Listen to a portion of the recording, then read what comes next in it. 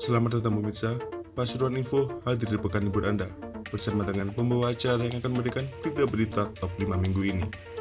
Dari usai dilantik kades selebrasi dengan coret mobil hingga pemotor asal Pandaan tewas disasak truk di Gempol. Inilah berita-berita yang akan kami sajikan.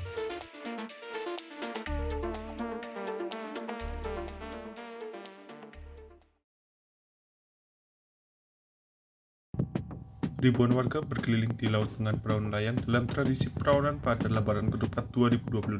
Beberapa di antaranya beruntung karena bisa melihat ikan hiu tutul dari dekat. Salah satu warga yang beruntung bisa melihat ikan raksasa itu dari dekat, yakni Yusuf Nur, warga Lekok. Perahu yang dinaiki bersama keluarganya didekati seekor hiu tutul berukuran besar Senin 9 Mei. Hiu tutul atau hiu paus memang satwa jinak. Ikan raksasa ini kerap berinteraksi dengan manusia. Aksi hiu ini kemudian menjadi tontonan warga yang tengah naik perahu. Anggota Satpol Air Pasuruan, Aibda Laswanto mengatakan, hari ini hiu tutul memang terpantau di kawasan Lekok. Satwa pemakan plankton itu tidak terpantau di tempat lain. Menurutnya, kawanan hiu tutul sudah terpantau di perairan Pasuruan sejak bulan lalu, namun jumlahnya belum banyak. Tradisi perawanan tahun ini dibanjiri ribuan orang setelah 2 tahun ditiadakan karena pandemi.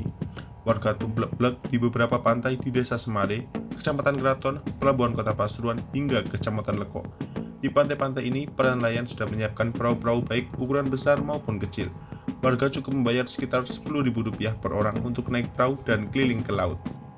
Data Satpol Air Pasuruan, perahu nelayan yang menyediakan jasa berkeliling laut pada perawanan tahun ini mencapai 1.000 unit. Warga yang datang ke pantai mencapai lebih dari 6.000 orang.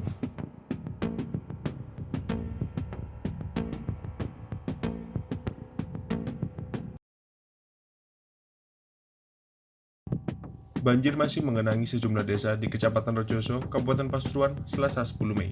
Menurut warga, ini merupakan kali ke-11 banjir mengenangi rumah mereka.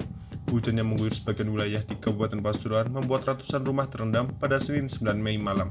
Ratusan rumah yang terendam banjir itu terjadi di 3 desa, yaitu Desa Bandaran dan Desa Winongan Lor, Kecamatan Winongan. Selain itu, banjir juga menenggelamkan pemukiman warga dan sarana umum terjadi di Desa Kedawung Kulon, Kecamatan Grati, Kabupaten Pasuruan. Lembaga Penanggulangan Bencana dan Perubahan Iklim Nahdlatul Ulama atau LPBINU Kabupaten Pasuruan, Muhammad Rosidi melaporkan kalau ketinggian air bervariasi. Beberapa titik banjir di beberapa dusun di 2 kecamatan, yaitu Kecamatan Grati dan Winongan, mencapai 25 cm hingga 50 cm. Menurut Edi, banjir yang mengenangi rumah warga itu akibat hujan lebat di beberapa wilayah di Kabupaten Pasuruan. Termasuk hujan itu terjadi di Kecamatan Grati dan Kecamatan Winongan, Kabupaten Pasuruan. Diperkirakan, masih kata tim penggerak Faisal Rizal, wilayah Pasuruan ini air mengenangi rumah warga sekitar pukul 9 malam.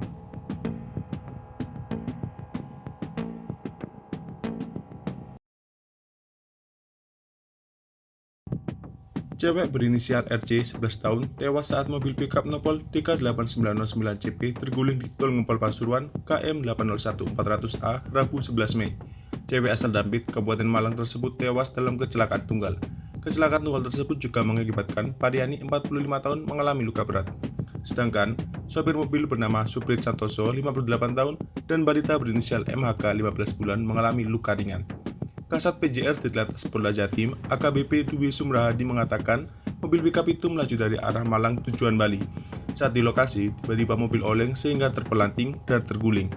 Diduga, kendaraan mengalami pecah ban kiri belakang sehingga pengemudi tidak dapat mengendalikan laju kendaraan.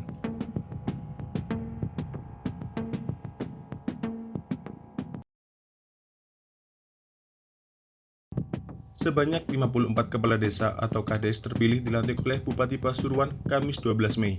Sejumlah pesan tata kelola pemerintahan desa menjadi satu hal menarik disorot. Yang pertama, tentu pemahaman terhadap ketentuan dan batasan-batasan kewenangan. Selain itu, Bupati yang akrab disapa Gus Irsa tersebut juga meminta para kades lebih kreatif dan inovatif dalam membangun desanya. Menurutnya, kepala desa harus mempunyai gagasan baru dalam menggali potensi desa. Diingatkan juga, APBDes harus disampaikan pada masyarakat secara transparan, sehingga kepala desa menunjukkan tanggung jawabnya atas keuangan selaras dengan visi misi yang telah disampaikan kepada masyarakat. Sumber daya manusia dan sumber daya alam juga harus bisa dimaksimalkan oleh para kades terpilih di desanya. Pasalnya, untuk mengembangkan desa, dikatakan Gus Irsad harus bisa saling bersinergi dengan masyarakat, perangkat desa maupun sejumlah stakeholder lainnya. Bahkan, di era digital ini, para kades harus bisa merangkul pemuda desa. Seluruh informasi dan pelayanan kepada masyarakat juga dilakukan dengan optimal. Di tengah pelantikan kades, banyak selebrasi diungkapkan untuk menunjukkan kebahagiaan usai dilantik sebagai kepala desa. Seperti yang dilakukan Makrus, 45 tahun yang baru saja dilantik sebagai kepala desa Wates, Kecamatan Lekok terpilih bersama 53 kades lainnya di Pendopo Kabupaten Pasuruan Kamis 12 Mei siang. Usai pelantikan, Makrus yang datang ke Pendopo dengan mengendarai mobil Pajero Sport berwarna putih tak langsung bergegas pulang.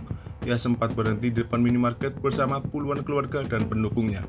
Setelah turun kendaraan, ia dan bersama beberapa yang lain langsung mencoreti kendaraan tersebut dengan piloks.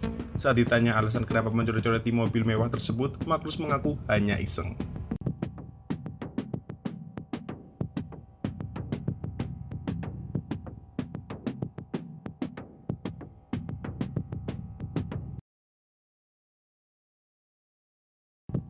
Kecelakaan lalu lintas terjadi di Jalan Raya Malang, Surabaya, wilayah Kecamatan Ngempol, Kabupaten Pasuruan.